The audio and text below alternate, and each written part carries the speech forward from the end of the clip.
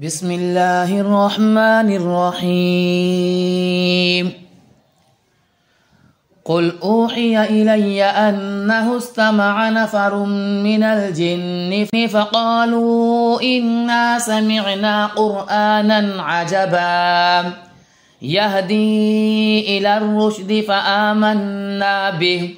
ولن نشرك بربنا أحدا وأنه تعالى جد ربنا ما اتخذ صاحبة ولا ولدا وأنه كان يقول سفيهنا على الله شططا وأنا ظننا أن لن تقول الإنس والجن على الله كذبا وأنه كان رجال من الإنس يعوذون برجال من الجن فزادوهم رهقا وأنهم ظنوا كما ظننتم أن لن يبعث الله أحدا وأنا لمسنا السماء فوجدناها ملئت حرسا شديدا وشهبا وأنا كنا نقعد منها مقاعد للسمع فمن يستمع الآن يجد له شهابا رصدا وأنا لا ندري أشر أريد بمن في الأرض أم أراد بهم ربهم رشدا وأنا منا الصالحون ومنا دون ذلك كنا طرائق قددا وأنا ظننا أن لن نعجز الله في الأرض ولن نعجزه هربا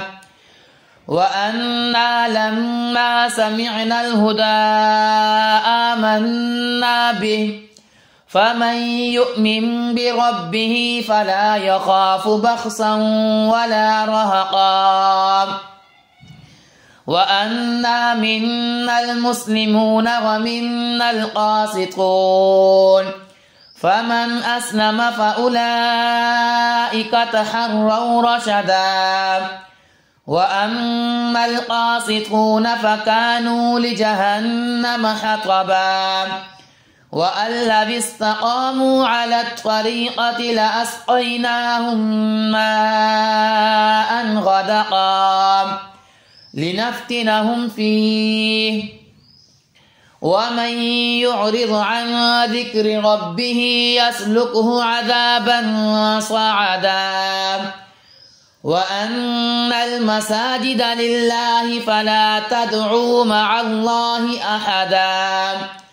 وأنه لما قام عبد الله يدعوه كادوا يكونون عليه لبدا قل إنما أدعو ربي ولا أشرك به أحدا قل إني لا أملك لكم ضرا ولا رشدا قل إني لن يجيرني من الله أحد ولن أجد من دونه ملتحدا إلا بلاغا من الله ورسالاته ومن يعص الله ورسوله